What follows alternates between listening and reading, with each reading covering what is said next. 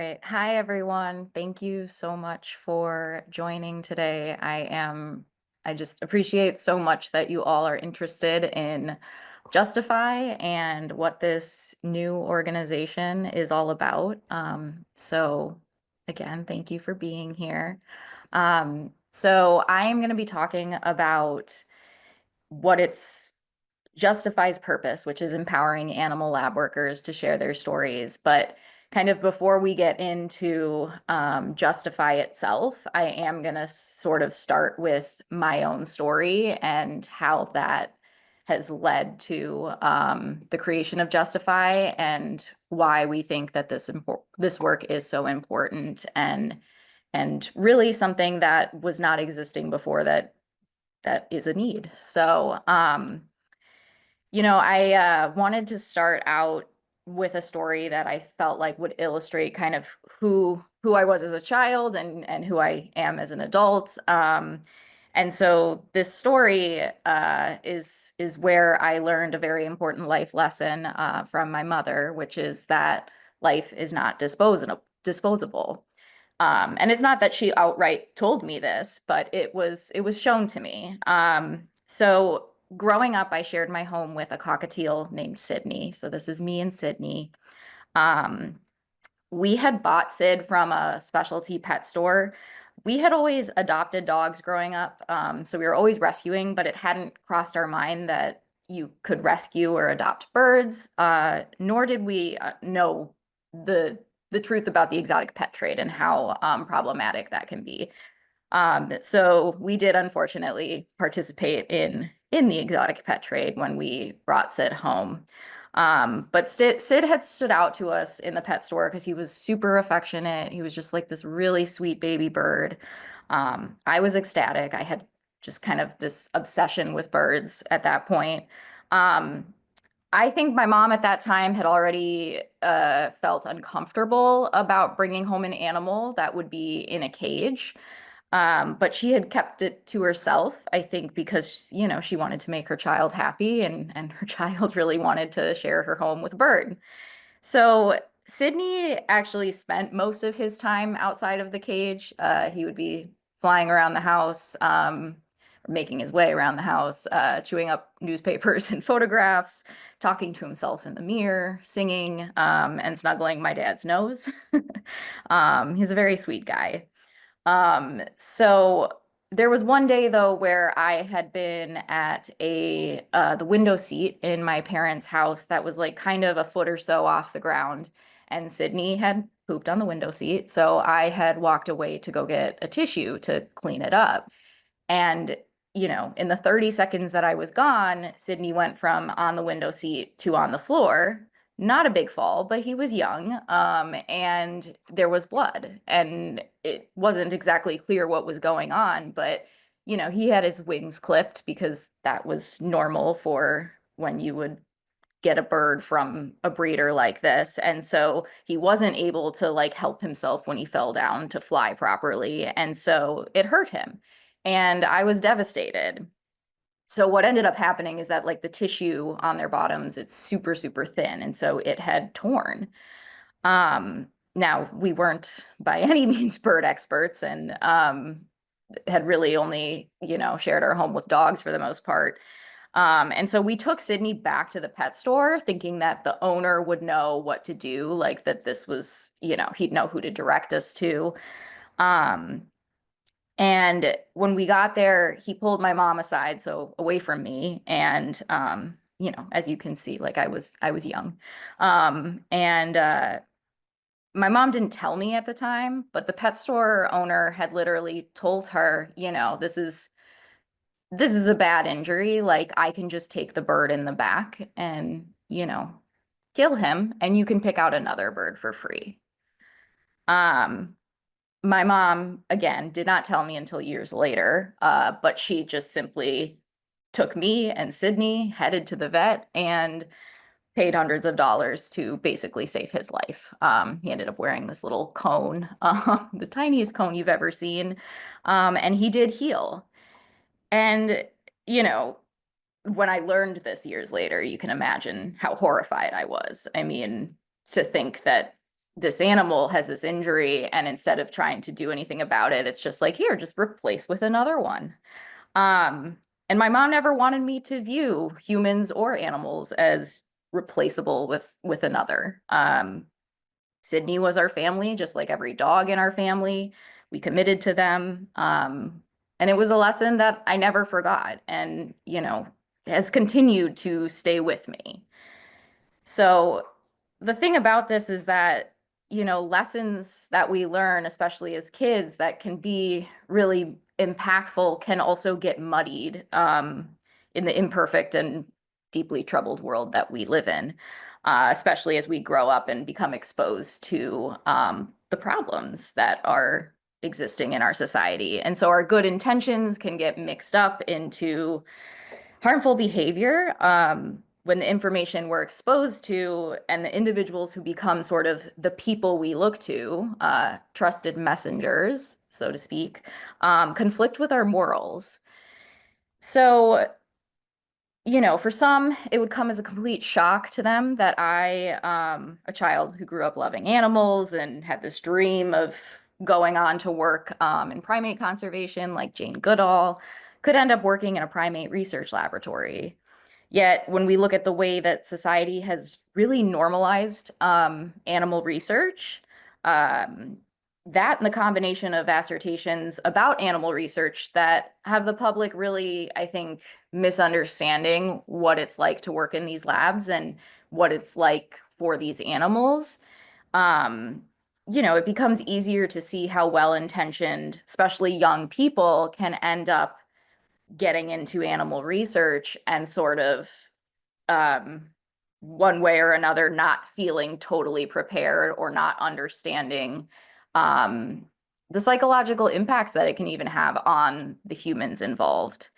Um, when I applied for a job at the research lab that I worked in, the duties, the whatever responsibilities that are involved, it doesn't look that different than what you would see listed for a caretaker position at a zoo or a sanctuary. It's caring for these animals, it's feeding them, it's giving them medications when they need it, it's, cleaning up after them, distributing enrichment, whatever that enrichment might entail. So it's not super clear to people upon entering what they're really getting themselves into.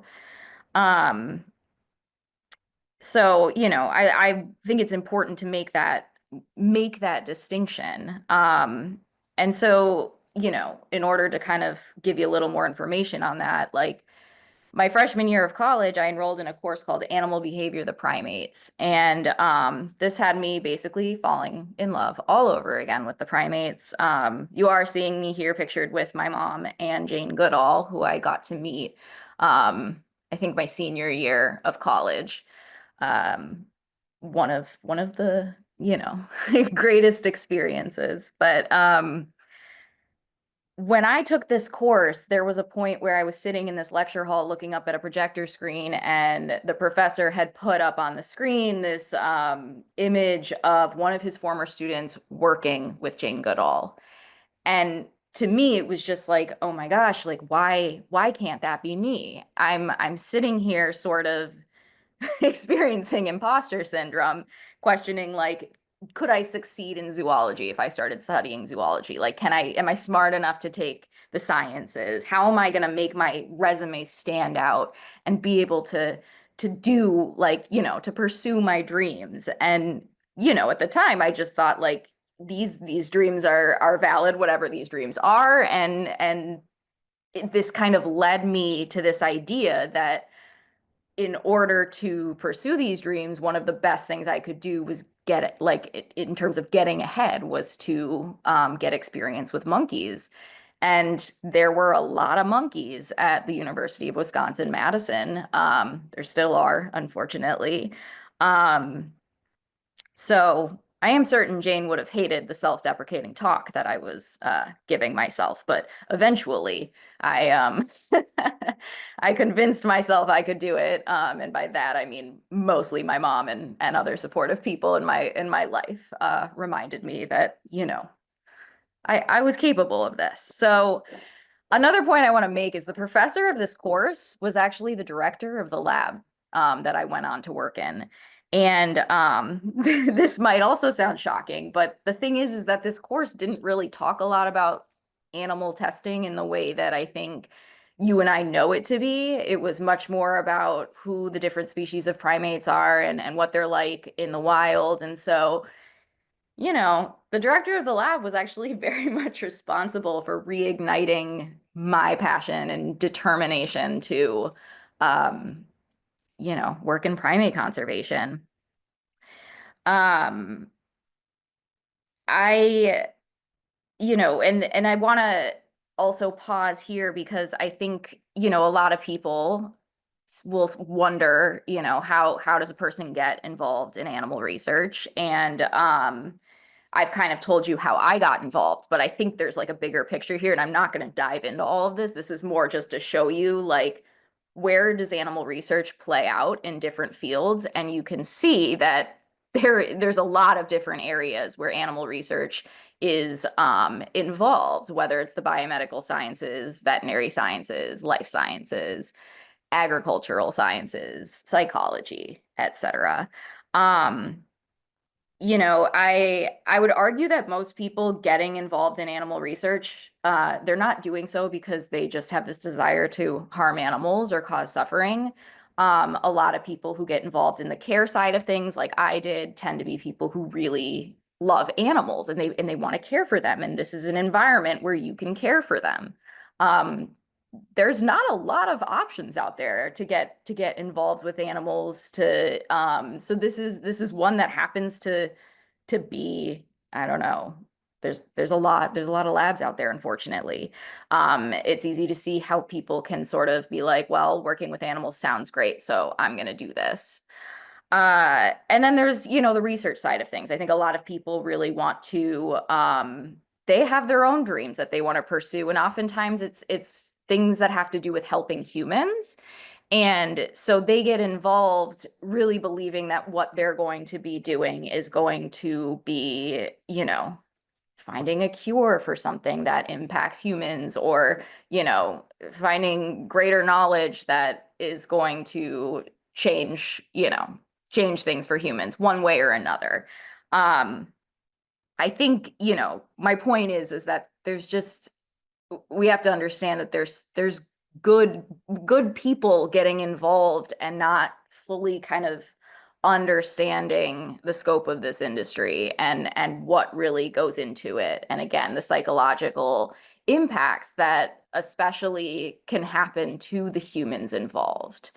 Um, so all that being said, I am going to talk to you a little more about my story and my experience in the lab before I kind of get to Justify, because I think it helps to show how Justify came to be and how connecting with other individuals who had experiences in animal research but came out more or less questioning things and not championing the research has really made me realize that there's a lot of people who feel this way and who need support. So on the left of the screen, you are seeing the, basically the only memento I have from my time working at Harlow Primate Lab at the University of Wisconsin-Madison. This was a framed photo collage that was given to me upon my time there coming to an end. I was there for 2 years as a part-time student caretaker. Those responsibilities included things like I mentioned before. I mean, lots of dishes and cleaning and restocking PPE and I don't know, just ordering groceries, preparing enrichment. And enrichment was super simple. Like it might be like a plastic ball that you stuff with popcorn and cereal, but there were over 500 monkeys in the facility that I was in. So you can imagine that enrichment, can be really time consuming even if it's super simple because of the scale to which, we're dealing with the number of individuals. I have no idea who the individuals are in this photo. I have no idea if they're still using this collage. I don't know if they were alive when I was there, if they had already died. I mean, it's one of these kind of really haunting things to me um, that I think is important to share, I guess. um, so I do want to also say that I'm never going to pretend that I know everything about animal experimentation. Um, what I do know is that my experiences and the experiences of other animal research industry professionals should be included in a larger conversation about the efficacy and ethics of animal experimentation. We all kind of have these pieces of the puzzle that should be a part of this conversation, even if, we're sort of like struggling with the fact that it's like, well, this is just one experience. This is just one story. But the thing is that the more that we kind of talk to each other and hear more of these stories, we're realizing that it's like there's a lot of these stories and there's a lot of patterns and overlap. And so again, I like to make that point because I'm not going to pretend to know everything, nor do I think anyone should pretend to know anything. You should probably question them if they say they know it all. Um, so I told you a little bit about the basics of the job, but the thing that kind of surprises a lot of people and is where most of my memories come from are the weekends. Because on the weekends, working at the Primate Lab, there would be two of us student caretakers. So I was like 20, 21, 22 at the time. Okay. There'd be two of us who were responsible for all 500 plus of the monkeys. What I mean by that is we would come in, we would give out any AM medications. So that might be oral meds, that might be shots. And these are things that are supposed to help the animals feel better. This is not related to the research. So this is like someone gets a cut on their finger and they get pain meds, that kind of thing. We would be responsible for checking everybody, so literally going through and having eyes on everyone and trying to like check, is there anything unusual happening? Is anyone injured? We're also checking for menses to see who is menstruating, because this was very much a breeding facility, which is something I can get into during Q&A if people have more questions about that. But that was one aspect of this work, was putting females in with males and yeah, basically trying to get them to become pregnant and ultimately have babies that could be used in the system.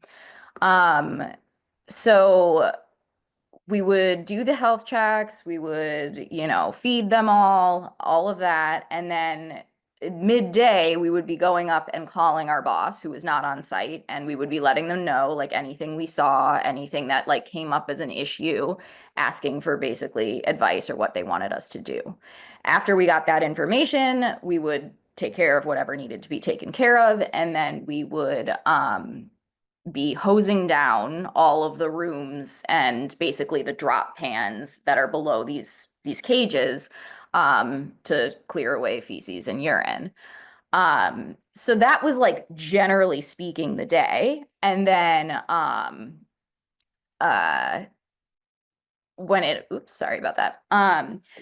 When the afternoon came around, so basically like the earlier shift was like 7 to 11, the later shift was 3 to 4. Only one of us students would come back. And then we'd do the whole like PM check. So we'd go through the entire building, just that person, and also do any medications, distribute any medications that needed to go out.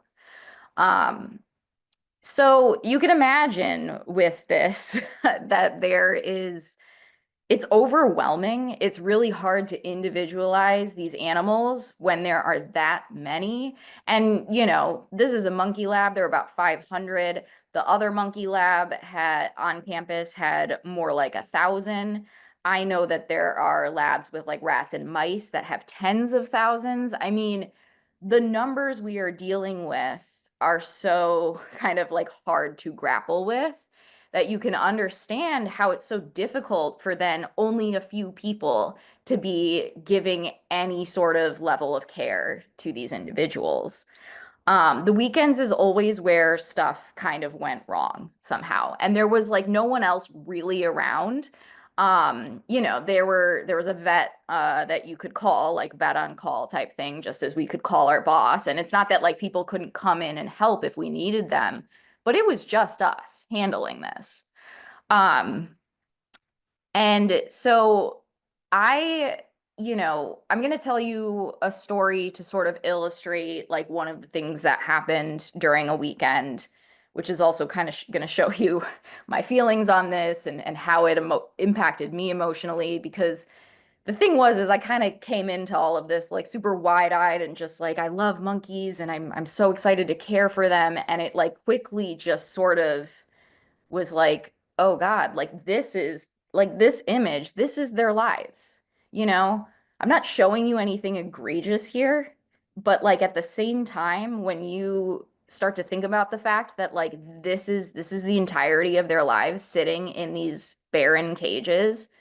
If they're lucky, they're with another individual. Oftentimes they're being, used to have babies and their babies are forcibly taken from them. So it's like it's just such a upsetting cycle. And that in and of itself started to get to me.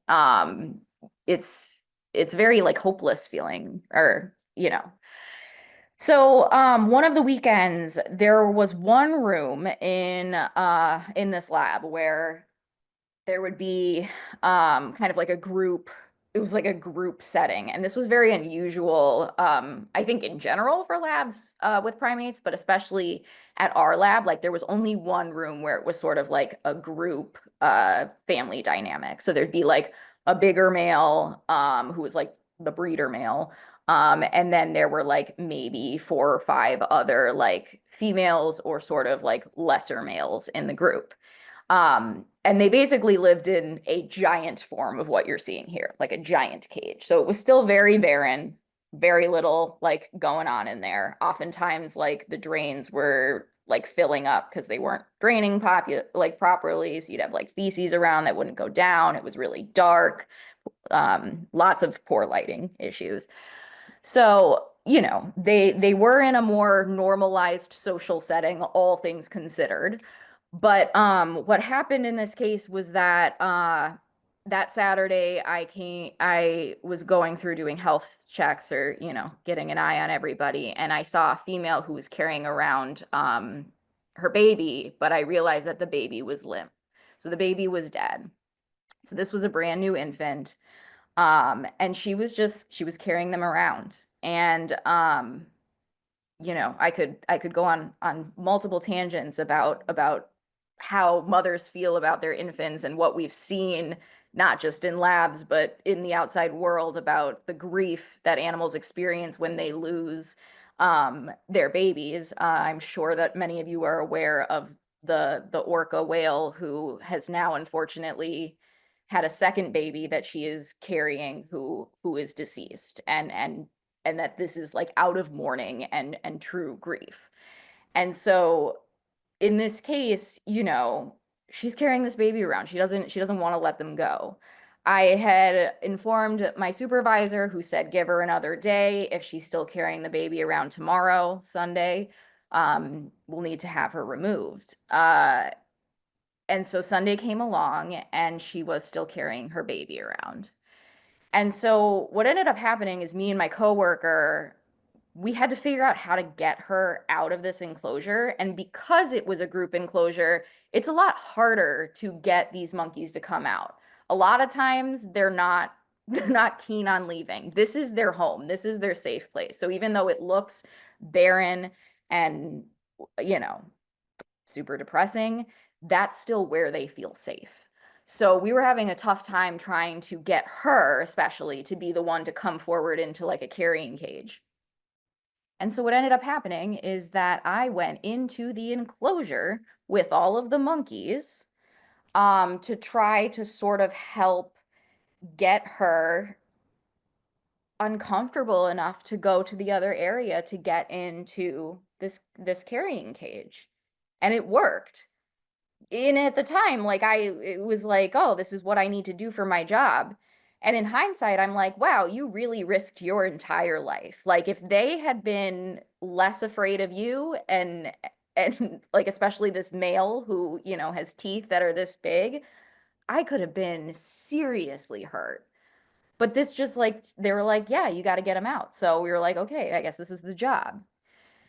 So we ended up getting her out and we took her in this carrying cage, is what we call it, transport, to something called a tabletop transport. This is what it looks like. This is not the monkey, but it's hard to find imagery of this online. So this is what I was able to find. And usually what this restraint, well, we call it a squeeze because you can kind of tighten it like this with, and it'll basically secure them so that then you can do what you're seeing here, like give a shot, for example, and hopefully not get grabbed or bitten. Now, in the case of this individual, we weren't trying to squeeze her. We were just like, we put the carrying cage to the entrance, which you can't really see in this picture, but would be where her face was. And so what I did was I was taking marshmallows, which were like a high value treat, and putting them there for the monkey to come out and take. And then like trying to sort of, yeah, entice her to come out and I don't know, give the baby, I guess. And me and my coworker are standing there doing this, and I put the marshmallow down, and she comes out, she's still holding her baby, and she takes the marshmallow and she goes back in the carrying cage. And this happened a few times. And I think it was like the third time or so that I put a marshmallow piece down, and she came out, and this time she set her baby down and she bent over and put her lips on the baby's forehead and went back into the carrying cage without her baby and without the marshmallow. And, you know, it's people can say all sorts of things, but I have no doubt in my mind that she knew what we were doing. She knew what we were there for. And I think she knew on some level that it was hopeless and that she needed to say goodbye to the baby. So my coworker ended up taking her back to, you know, her group, and I had to put her baby in a biohazard bag and into the freezer. Something I did with too many infants, honestly. So I kind of alluded to this, but I think it's a really important point to make. And I'm going to be kind of talking as we go through about practices of the industry as well as practices of activists, because I think that it's important for us to look at what we're doing and what our goals are in terms of like basically trying to make the world a more just place for humans and animals. And so a colleague of mine, a good friend, Dr. Crystal Heath, who's the executive director of our honor, um, she said this the other day in one of our conversations, which, you know, we have lots of conversations about things like this. She said all animal industries benefit from activist depictions of the worst industry practices. Those in the industry, interns and students just starting in the industry can look around and believe that they're working for a good company and that their colleagues display compassion for the animals that is above and beyond industry standards simply because they're not seeing the most egregious industry practices taking place. And the reason that like I bring this up especially here is like what I told you, there's not, you know, this monkey was not being outright tortured. There's not like this horrible image. And I'm not at all saying that we shouldn't use those to show people what happens. But I think if we rely on the worst case scenario all the time, it becomes a lot easier for the industry to say that, like, well, we're not like that. Things aren't like that. And what I want individuals to understand is the monotony of this life for these animals, like just what they're actually going through day to day, should be of concern. You're seeing a lot of photos of primates too. Obviously, my background is with primates, but this goes for all of these animals that are used in research. You know, like we need to, on some level, think about their daily lives and what that's like, outside of like something absolutely horrible taking place. Um, Many workers, uh, that I've spoken to, have, admitted that they're being psychologically impacted by what is going on. And this shouldn't really come as a surprise, and yet it's not, we don't treat working in research as something that is inherently traumatic. And I definitely argue that it should be. Um, Recently I was talking with a psychologist who brought up the term moral injury. And I had never heard it before actually. And when she explained it, like that, this ethical conflict, where your personal beliefs, like wanting to care about these animals, clash with what your professional duties are. For example, trying to like frighten this monkey into a carrying cage, this starts to really mess with people. And moral injury is definitely something that is being seen for people who are working in labs. Um, so I began speaking out about my experiences, as many of you probably know. And my speaking out did upset my alma mater, who had engaged in censorship of what I was saying. I also realized, along with some others, that the NIH, the National Institute of Health, who is behind a lot of the funding that is going towards animal research here in this country, um, was engaging in censorship as well, using something called a blocked word list. I'm not going to focus a lot about this in this presentation, but if you have questions about it, I'm happy to answer them during the Q&A. But I think, like, I just wanted to make the point that also, because of these lawsuits where the NIH one, we fortunately won, because the court actually said that what the NIH was doing defies common sense, because they were pretty much trying to keep people from having conversations about animal research in their comment sections of social media when they're the ones funding it and it's tax dollars paying for it. My lawsuit against the University of Madison is still ongoing. We're currently waiting to find out what the appeal, like what the result of the appeal is, basically. But all of this has sort of also led to more people finding me and talking about kind of their stories. It's led to like more kind of news pieces talking about the mental health that workers are experiencing, such as this one where I and another individual who had worked in animal research, our stories were highlighted. I absolutely recommend you looking up this article. It was really well done. Um, and the other person's story is, I mean, it's worth hearing. Um, and this little piece that I include here where I was asked about what it's like, and I mentioned two of us are responsible for caring for 500 plus monkeys, la la la. I include the fact that my university actually came back and basically tried to claim that what I was saying was inaccurate, that there's all of this highly experienced staff that I report to every day, all of these things, which, yes, there's a lot of staff that I'm sure we would consider highly experienced. We were reporting to people. There are veterinarians available around the clock, as they said, but none of them are there. Like if something happens, they're not there with us on the weekends. And this is them saying that even when, well, something truly incredible happened, which is that one of my former coworkers began speaking out after they had seen me speaking out. So Sam is someone that I actually worked with at this lab and never knew at the time that they were having whatever feelings they were having.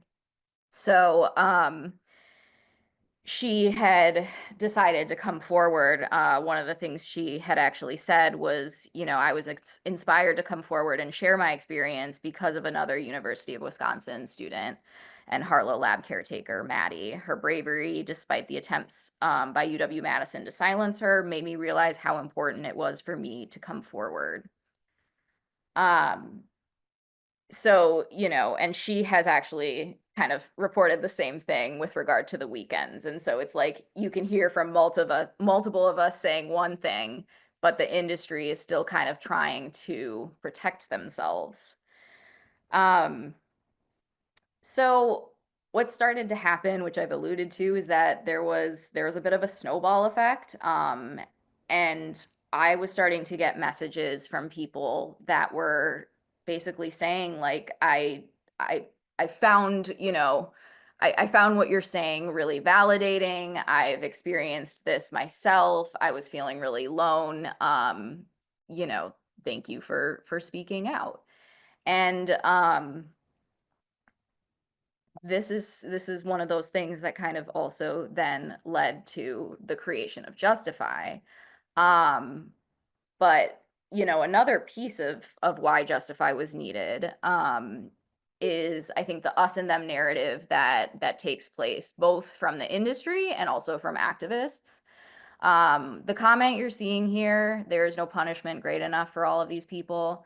I have so many, so many comments from activists who say some of the most horrendous things about people who have worked in labs. And while I understand the anger, especially when you see these horrible videos of how animals are being treated, I really want to urge individuals, activists in particular, to think about what this does, and to consider that there are more people like me that were in this industry that could be pulled to, forward to speak and to speak towards, science without human and animal suffering. But if we are just out there demonizing them, that doesn't make it a safe place for them. There's nowhere safe for them to go. Um, Similarly, there's definitely a culture of distrust and fear that is fostered in the industry itself. I'm highlighting, this is an actual poster on the Foundation for Biomedical Research's website. And they're a nonprofit organization that is dedicated to promoting like the support and understanding of biomedical research. And this poster is something you can order and hang up. And it says some people think that the best way to protect animal life is to make scientists fear for theirs. And it even goes on to say violent crime committed in the name of animal rights threatens life-saving medical research. This is domestic terrorism, all of that. Now, again, I'm not saying that animal activists have not ever engaged in poor behavior like this. And I'm not saying that they always say great things, obviously. But we're sort of feeding into each other at this point, that, individuals in labs are being told that this is, who's out there. That's who activists are. And, activists are sometimes playing into that hand when they demonize workers. And so I think that we really need to be better about this. And this was actually an amazing example of well, people saying that this is what they were experiencing when they worked in a lab. So the first message said, one thing I noticed since leaving my lab is the way animal rights activists are talked about. We're sold the story that there are horrible, violent people who hate humans. Since leaving and actually talking to activists, this couldn't be further from the truth. And then someone else said, I was told the same thing, and why we should be so secretive because they will bend the truth to make a point. None of this is true. It's the industry that maintains secrecy and fear because they know reasonable people would be appalled by the way we treat animals. Keep up the good trouble. So these are both former lab workers. And people who end up coming to Justify, some of them provide their names, as Sam did, some stay anonymous, so you'll see that. Couple other examples of just like what is coming out. Specifically, this is the Foundation for Biomedical Research. Their animal research, oh, I see, I spelled that wrong, activism report. Um, and I just wanted to highlight this because, you know, even here, they're saying, like, in order to mitigate potential attacks, make sure you are only disclosing information in like open records requests that you have to, basically. Um, so, you know, these are things that are being distributed. Make sure that you know that if there's record requests coming in, what they are, and try to redact anything that you can, whenever possible, so that, you know, it doesn't get in the hands of the animal protection community. There's also infiltration prevention strategies. So again, workers are being like shown, like, make sure that, like, you know, if anyone's acting weird, they could be an infiltrator, which also then as a worker, you're like, oh God, I don't want to be labeled an animal activist. What if something I saw as a problem and I want to go do something about it, but they're going to look at me like I'm an activist? I mean, that's how I felt. So you know, these are just examples to show that it's like, this is a really complicated environment to be in and to navigate. And the problem really is systemic. Um, you know, I'm here in the US. I know mostly in terms of statistics what's going on in the US. I know there are people from all over the world watching this right now, which is awesome. But like, just to give you an idea, the US government spends roughly 14 to 16 billion per year on animal research, though I have read that that number could be closer to 19 to 24 billion. I would argue that wasting billions of dollars on animal research is a social justice, human rights, and public health issue when we look at sort of what we're doing and what the actual outcomes are. Especially when you consider something like this, where it's like, a lot of, you know, research is done to benefit humans, and there's actually humans who would have their lives drastically changed if they had access to an assortment of things, homes, ensuring like that they had access to healthcare, health insurance, therapy, and medications, things that might have come from animal research and already exist, but they still don't have access to because of um, money. So like, imagine if these billions, or at least some of these billions, were better distributed in ways to help humans. That is one point that I think is really important to consider when we're looking at this industry. Um, this is an example of actually a billboard that was put out by the Foundation for Biomedical Research years ago. And again, there is this false notion that animal research is pumping out life-saving cures and treatments, that every animal it sacrifices, you save a human. And that's just simply not true. It's very misleading. And I just like, I think that this is something that has allowed this industry to keep going on. And one way that I think this was like brilliantly said was by Dr. Catherine Rowe, who is with Science Advancement and Outreach. Catherine Rowe said, "Is it okay to hurt a few mice to benefit millions of humans? That's not the question. The question is it okay to kill tens of millions of animals each year, forcing them to live a life of misery and suffering on the off chance, with the slight possibility that this might benefit a human 20 years from now?" That's the question, and most people don't realize it. And I really couldn't say it better than Catherine did. It's like, we need to understand that this is a very simplified and false, you know, depiction of what animal research is. There is growing interest in shifting away from animal research, which is great. However, it should be noted that, you know, there's also other kind of, I don't know, the word, factors that are making this difficult. One of which Dr. Krebs actually spoke about in the last 3 Rs, which is like this publish or perish academic paradigm, where people are pressured to do animal research, even when they feel like they don't need to.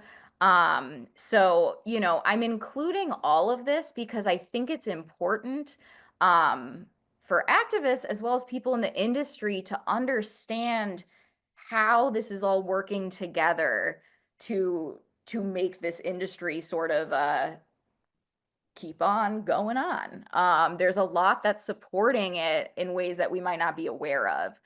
Um, this final point before I get to sort of where Justify comes in um, is that you know people who are working in these labs, there's definitely reports coming out all the time, especially in like FOIA documents about like, how animals are being treated or violations, so to speak. Oregon Health and Science University, OHSU, they have a primate center that actually leads in Animal Welfare Act violations. It says 31 times. I would bet, as someone who's worked in the industry, like that's just what's been reported. I think there's a lot that doesn't get reported. And I'm actually going to show you sort of an example of that. But one thing I wanted to highlight about this article that's not that old is that there was a lot of people involved in that lab that were speaking to a dangerous workplace culture, and that was impacting both the workers and the animals, and that this is a bigger issue. It's not just like, one bad apple, but it's systemic dysfunction. Um, so one of the things that had happened was, and this I would say is an egregious example, but two monkeys were put inside a cage washing machine. So one was scalded and died, the other had to be euthanized. There was also an incident with prairie voles that were left without water. They were ended up dying from that. So anyway, OHSU has paid $38,000 in a settlement agreement. They also had to pay $12,000 at some point. And I just want you to know that this is a metaphorical slap on the wrist when you consider that in 2023, this research center received $65.3 million in funding. Now, this is an individual who submitted an anonymous reflection to Justify. It was much longer than this, but I wanted to highlight a very specific part. This person worked as a lab animal tech at ONPRC, so the place we were just talking about. They talked about how they were treated horribly, witnessed horrible treatment. While I was there, a sliding door fell on an infant's neck and it died later that day. After hearing about that incident, I was told not to talk about it in case USDA arrived and heard about it. Now, what's really interesting about this is a FOIA request you're seeing, so from the Freedom of Information Act, and I had just pulled the text on the page from it, but I wanted to show you the actual, kind of screenshot of where it came from. But it's going to look familiar because what you're seeing is what the person anonymously spoke to is this case where a rhesus monkey, 9 years old, and her 2-year-old infant were trying to be moved, and the monkey was aggressively and unexpectedly charged the box, which, like, if you put yourself in these animals' shoes, feet, so to speak, you can imagine that they're scared, they're terrified. At this moment, the infant fell from her grasp, unfortunately, and when she dropped it, the vertical slide impacted the infant and wounded her, and she had to be euthanized. So this was something that apparently they were trying to keep from the USDA, and it didn't work. So, okay, let's get to Justify now, and start to kind of wrap up. And I know I say let's get to Justify, and that's sort of what all of this has been leading to, but as you can imagine, there's this weird sort of empty space, or this like space that was needed where people who are working in the industry and experiencing things that were impacting them emotionally kind of weren't sure where to go to. The industry says you can go to us and report things and it'll be taken care of. But we know that in a lot of cases, it's not taken care of in the way that people want. They start questioning the work altogether. But then they might see things that animal activists say about people who work in labs and be like, well, it might just be better if I walk away and say nothing at all. And so Justify is really meant to be this space where people can feel like they can come to us and talk about this and know they're not going to be judged for what they've done and what they've been a part of, because we all who founded Justify have done it too. We've been a part of this. And so, that being said, let's talk a little bit about, you know, Justify and where we're going. So our mission is to provide a safe and supportive space for current and former lab workers to share their experiences and advocate for science without human and animal suffering. We envision a world where scientific advancement thrives without suffering. And as I said, just so like what's really unique about Justify is we're the only organization of its kind working to both heal and mobilize individuals from the animal experimentation industry, led entirely by individuals with firsthand experience working in the industry. And so you all have kind of started to get to know me. I do want to introduce you to the board. So we do have an independent board. Board president is Lindsay. Mallory is our board secretary, and we've got John, our board member. All of us have worked in research. Lindsay actually was a former undercover animal cruelty investigator, and she has spent a lot of time working with whistleblowers and supporting them. And something that, like, came from this for her was how much individuals she came across in labs really cared about these animals and felt really sort of stuck trying to advocate for them. Mallory worked in a pharmaceutical rabbit breeding facility, and she's been in the veterinary field for over 10 years. She actually has her own nonprofit where she's getting bunnies from animal testing into adoptive homes, which is amazing. John Gluck, some of you may or may not have heard of him. He is, worked in primate, he was a primate vivisector. I include his book in a little bit as resources that I recommend, but he is probably hands down the reason that I am so vocal about my experience and that I am doing what I am doing today. It was reading his book and feeling like there was someone out there who could understand me, and meeting him that sort of, lit this fire in me. So Justify's really new.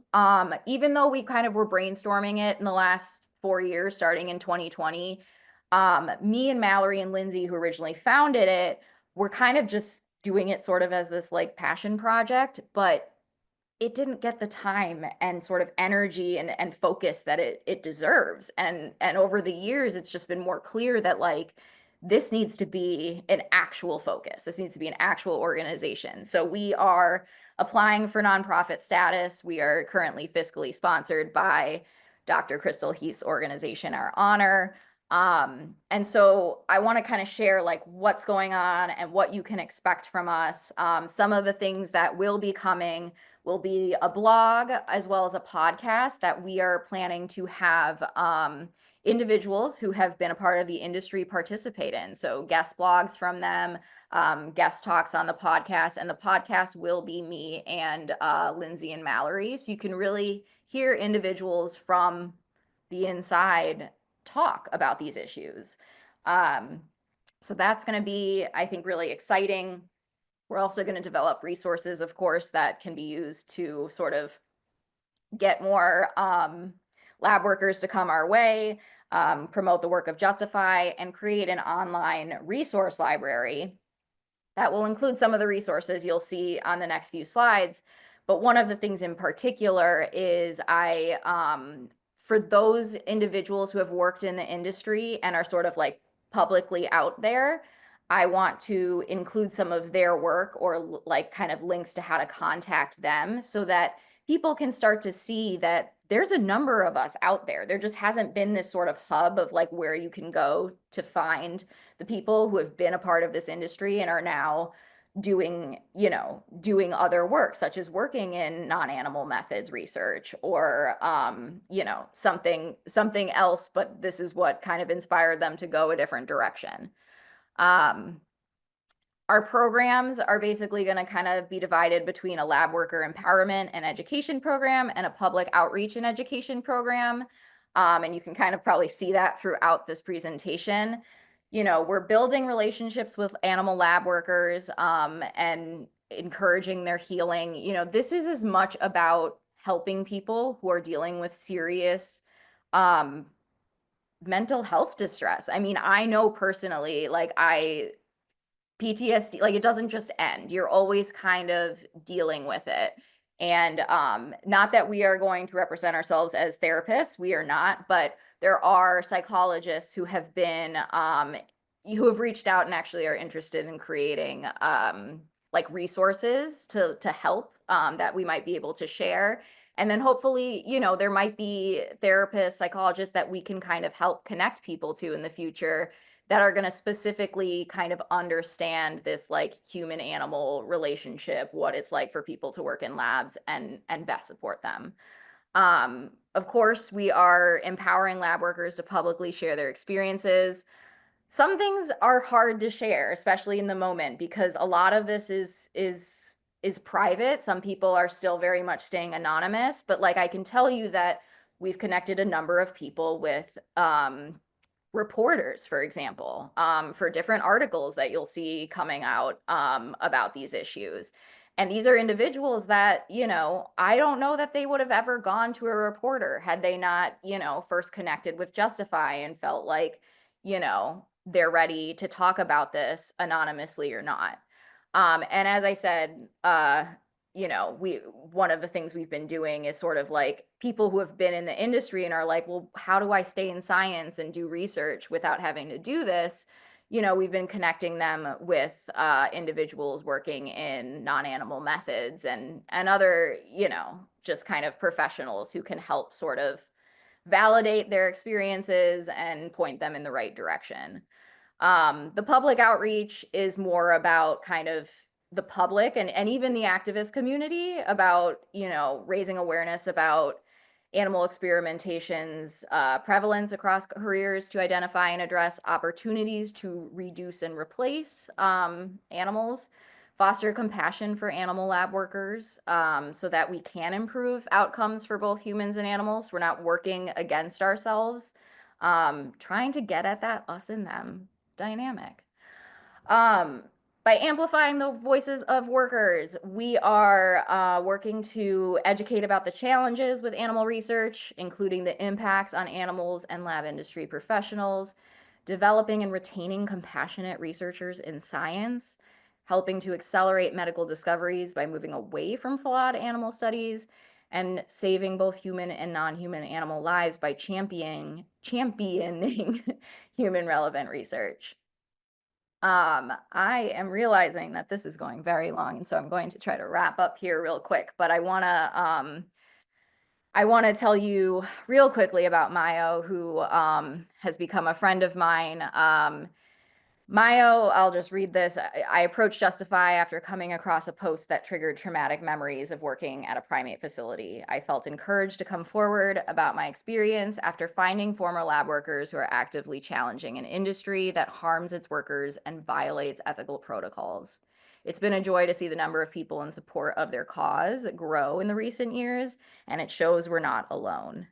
And one point I want to make about Mayo is like, Mayo did this thing where after a few years was like, I feel like I'm starting to get ready to talk about my experience, and ended up participating in a presentation, a virtual presentation with me and sharing her story for the first time, or a little bit of her story, just several months ago.